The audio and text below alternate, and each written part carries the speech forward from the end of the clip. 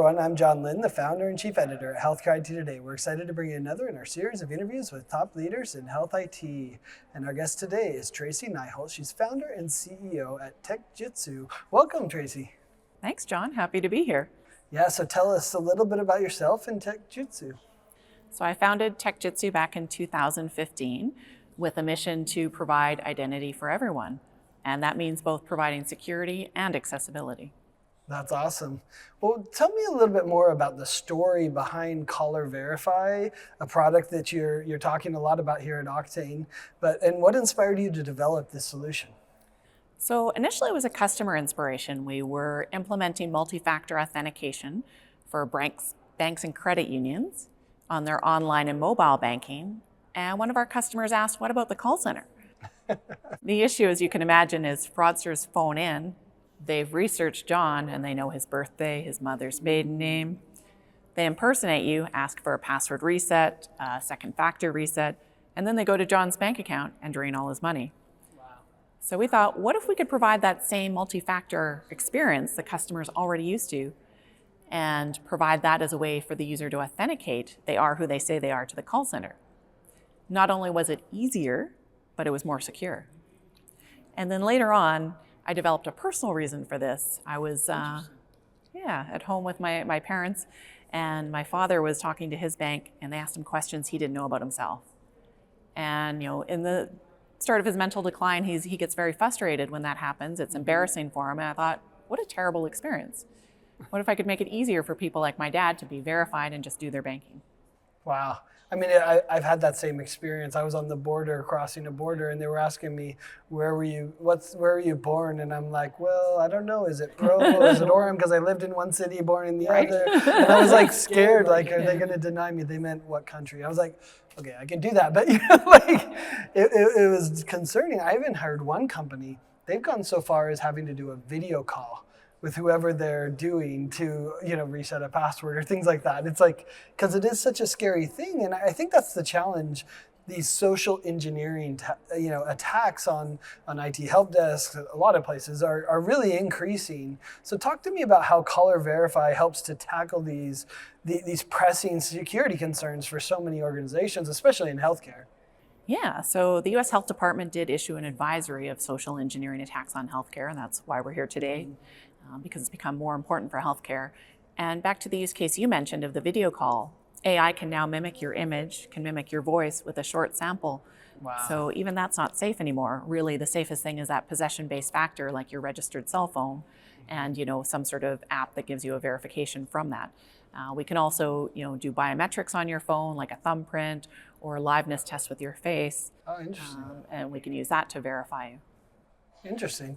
So walk me through the workflow of Caller Verify. How does it help to really verify who's on the line? How easy is it to do? Talk to us about that. It's really easy. So most companies spend 2 to 3 minutes verifying a caller is who they say they are with legacy security questions, which, as we discussed, is not that secure. And frustrating. Yes. And the poor help desk agent getting yelled at. Yeah. So instead, the way it works is we would trigger the caller verification right from your ITSM. So the help desk agent would have a verify caller button. That would send a notification to your registered phone, which could either have you press a button to say, yes, it's me, could have you do a liveness test with your face, a thumbprint, a YubiKey, whatever the organization has defined as the possession-based factor. Mm-hmm. And then you'd be securely verified. That's all logged in the ticket. Best part is it travels with you. So if they have to move the ticket to, next level, they don't verify you again, which is annoying too. Yeah, that's a really nice feature. I like that a lot. And what are some of the opportunities for verification? Where do you see this being used, especially in healthcare in our case? And talk to us about some of the feedback you've heard from your clients. So actually I had a hospital experience not that long ago where I was in the hospital having surgery, and the poor nurse was, at the nursing station, and she was trying to get a password reset, and it was taking like 10 minutes, and she's like, I've got patients, I can't wait for this. So by being able to verify someone in 10 seconds or less, we're giving her time back to spend with patients, and that to me is really important. Interesting. So, where are you seeing healthcare organizations leverage it? Is it really just in the call center? Can it be leveraged other places? And also, do you integrate with other third-party software? Because I imagine they want it in the native solution. I imagine that's the biggest request you get. Yeah, so we do backend on Okta. So we use Okta MFA, and then we can integrate with any ITSM, so ServiceNow, Freshdesk, Zendesk, also your IVRs like Genesys. Interesting. And I've seen that Okta is actually integrated with Epic, with Athena Health, a lot of the major EHR systems, Oracle Health. So, it makes sense. Yeah. They probably don't even realize they're using Okta or Caller Verify from TechJutsu. That's awesome. And talk to us, what future innovations do you have in the pipeline for Caller Verify, to kind of stay ahead, or any other solutions you're working on? Yeah, so we're expanding Caller Verify because healthcare organizations in particular have said, what if someone wants to change their banking information on their payroll? So now we can also verify the caller in that instance. Interesting. So HR type of solution, that makes sense. Yeah, and then also finding more non-phone factors, because there are use cases where someone loses their phone, so we maybe need to verify them with a YubiKey or some other factor.